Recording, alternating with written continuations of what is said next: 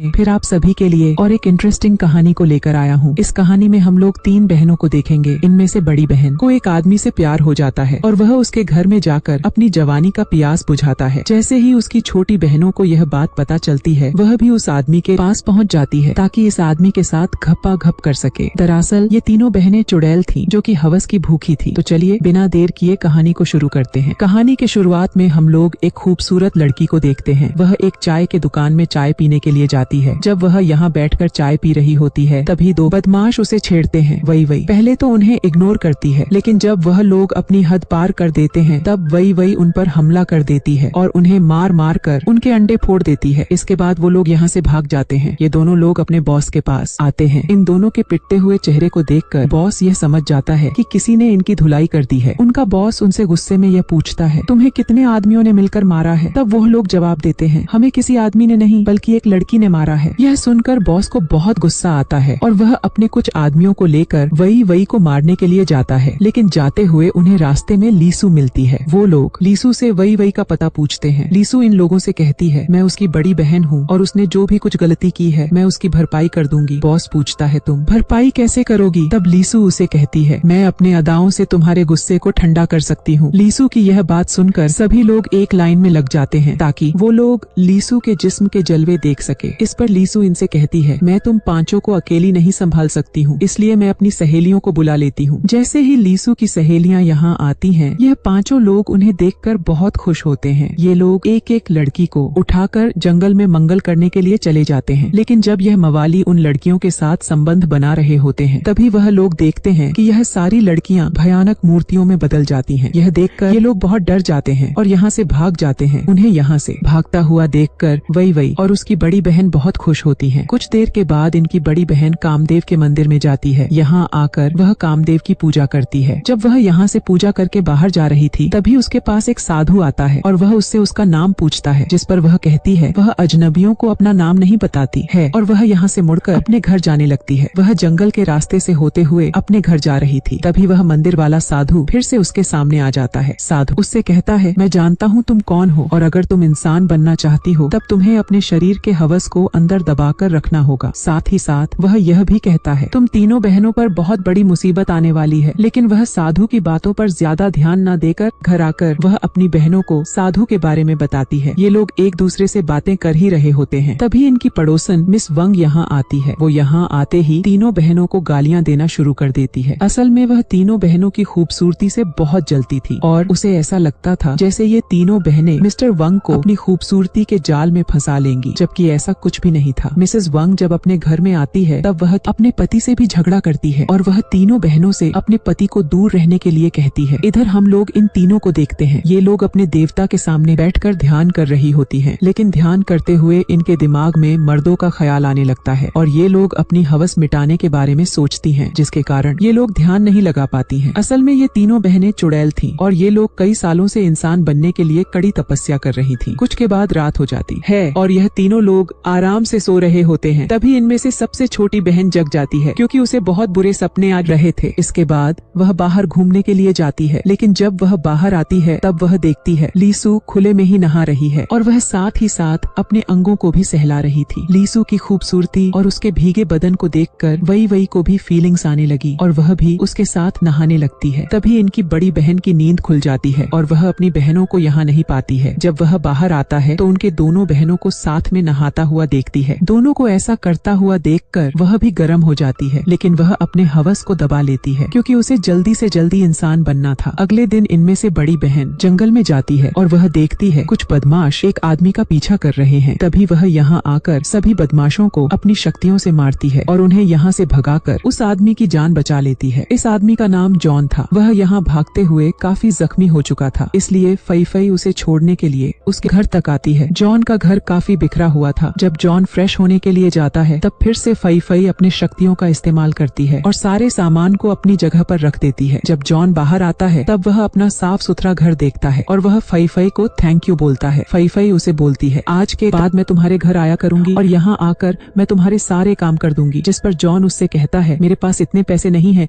कि मैं तुम्हें काम पर रख सकूं। उसकी बात सुनकर फई उससे कहती है, मुझे पैसों की कोई भी जरूरत नहीं है, मैं तो बस तुम्हारी मदद करना चाहती हूँ। फई अब जॉन को पसंद करती थी, इसलिए इसलिए वह उसके सारे काम करना चाहती थी। इधर हम लोग वई वई और लीसू को देखते हैं, जो कि अपनी बड़ी बहन का वेट कर रही थी, क्योंकि वह सुबह से घर नहीं लौटी थी। कुछ देर के बाद फई फई घर में वापस आती है, लेकिन वह यहाँ अपनी बहनों को जॉन के बारे में कुछ भी नहीं बताती है। इसके बाद वह एक दिन अच्छे से तैयार होकर जॉन से मिलने के लिए जाती है। सबसे छोटी बहन को उस पर शक होता है, इसलिए वह उसका पीछा करने लगती है। तभी वह ने देखती है उसकी बड़ी बहन एक झोपड़ी के अंदर जाती है। कुछ देर के बाद जब वह जॉन के घर से निकलती है, तब वही जॉन के घर में जाती है, ताकि वह यह बात जॉन को कह सके कि उसकी बड़ी बहन यहाँ क्यों आती है। जॉन यहाँ बाथरूम में नहा रहा होता है। वही उसे अचानक देख लेती है और उसे देखकर बहुत घबरा जाती है। जब जॉन की नजर उस पर पड़ती है, तब वह उसे भला बुरा कहकर अपने घर से भगा देता है। जिसके बाद वही रोते हुए अपने घर में आती है। उसे रोता हुआ देखकर लीसू उससे कारण पूछती है। इसके बाद वही लीसू को जॉन के बारे में सब कुछ बताती है। उसकी पूरी बात को सुनकर लीसू को बहुत गुस्सा आता है और वह अपनी तलवार निकालकर जॉन को मारने के लिए निकल जाती है। वह जॉन के घर पहुंचकर उस पर हमला कर देती है। वह उसे मारने की कोशिश करती है, जिससे बचने के लिए जॉन उस पर पानी फेंकता है और उसके बदन को गीला कर देता है। जैसे ही जॉन लीसू के भीगे हुए कपड़ों को देखता है, उसकी हवस जाग जाती है। वहीं इधर लीसू कब से यह सब चाह रही थी। इसके बाद यह दोनों करीब आते हैं और एक दूसरे को खूब प्यार करते हैं। घपाघप करने के बाद लीसू जब घर का आता है, तब वही उसे जॉन के बारे में पूछती है। वही कहती है जॉन को मारकर अधमरा कर दिया था और उससे कहा था दोबारा तुम ऐसा मत करना। यह सुनकर वही को बहुत बुरा लगता है और वह जॉन की इस हालत के लिए खुद को जिम्मेदार मानती है। इसके बाद वह जॉन के घर में आती है ताकि उससे माफी मांग सके। वह जॉन के शरीर पर जख्म देखती है और उन्हें देखकर बहुत उदास होती है, लेकिन यह सब तो लीसू का प्यार का निशान था। जॉन भी यहाँ वही को कुछ भी नहीं बताता है। को यहाँ बहुत बुरा लग रहा था, इसलिए वह अपनी गलती का भरपाई करने के लिए जॉन को अपना शरीर सौंप देती है। वही की खूबसूरती को देखकर जॉन का हवस फिर से जाग जाता है और वह उसके साथ भी भयंकर घपाघाप करता है। और वही के जाने के बाद फई यहाँ आती है। वह जब बिस्तर को ठीक करने लगती है, तब यहाँ उसे एक हेयर पिन मिलता है। फई के पूछने पर जॉन उससे कहता है मैं यह तुम्हारे लिए लेकर आया हूँ। और वह कहती है तुम मुझसे झूठ बोल रहे हो, क्योंकि यह तो मेरी बहन का है। तब जॉन उसे सारी सच्चाई बताता है और वह उससे माफी मांगता है। तब फई कहती है मैं तुम्हें एक शर्त पर माफ कर सकती हूँ, तुम्हें मेरे साथ भी वैसा ही घपाघप करना होगा जैसा मेरे बहनों के साथ किया। ये कहते हुए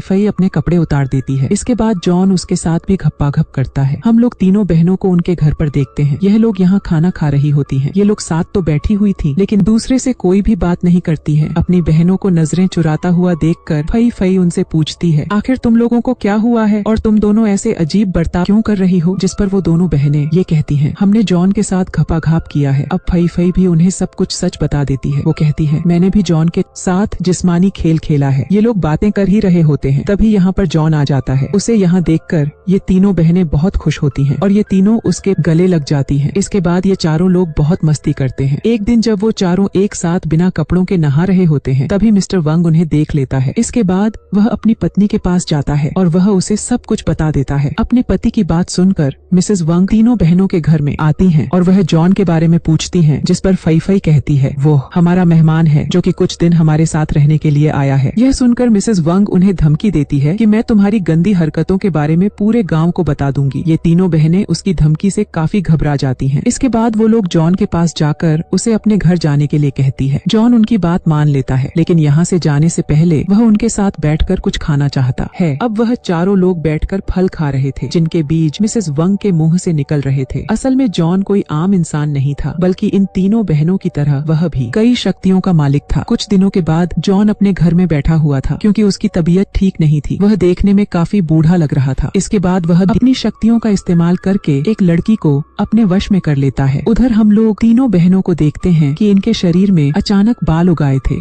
फई को लगता है जैसे यह सब जॉन के साथ सोने की वजह से हो रहा है। यह तीनों बहनें बहुत घबरा रही थी, क्योंकि वो लोग ऐसे में इंसान नहीं बन सकते थे। कुछ देर के बाद तीनों बहनें जॉन से बात करने के लिए उसके घर में जाती हैं, लेकिन जॉन इस समय बाथरूम में होता है और अंदर से अजीब सी आवाजें आ रही थी। जब तीनों बहनें बाथरूम में देखती हैं, तब सामने का सीन देखकर ये तीनों बहुत डर जाती हैं और उनकी आंखें खुली की खुली रह जाती हैं, क्योंकि जॉन एक भयानक शैतान में बदल चुका था और वो उस लड़की को जिंदा खा रहा था, जिसे उसने अपने बस में किया था। जॉन का भयानक रूप देखकर फई उस मंदिर वाले साधु के पास जाती है और वह उससे मदद मांगती है। साधु उससे कहता है मैंने तो तुम्हें पहले ही कहा था कि तुम्हें अपने हवस को दबाकर रखना है, लेकिन तुम ऐसा नहीं कर पाई। जब फई उसे और भी रिक्वेस्ट करती है, तब साधु उसे जॉन से छुटकारा पाने का उपाय बताता है। इसके बाद ये तीनों बहनें घर में आकर जॉन का एक पुतला बनाकर उस पर काला जादू करती हैं हैं। इस जादू का जॉन पर जल्दी असर होने लगता है। जॉन भी अपनी ये शक्तियों का इस्तेमाल करके यह समझ जाता है कि उसके साथ यह सब क्या हो रहा है और कौन उस पर काला जादू कर रहा है। इसके बाद वह तुरंत यहाँ पहुँच जाता है और इन तीनों बहनों से लड़ाई करता है। इसके बाद वह इन तीनों को अपने वश में कर लेता है। जैसे ही वो लोग इसके बस में आती हैं, यह तीनों अपने कपड़े उतार देती हैं। लेकिन तभी अचानक साधु यहाँ आ जाता है और वह इन तीनों बहनों को जॉन के जादू से आजाद करता है। आखिर में साधु अपने शक्तियों का इस्तेमाल करके जॉन को मार देता है। इसके बाद इन तीनों बहनों को अपने किए का पछतावा होता है। असल में जॉन एक बूढ़ा राक्षस था जो कि लड़कियों के साथ संबंध बनाकर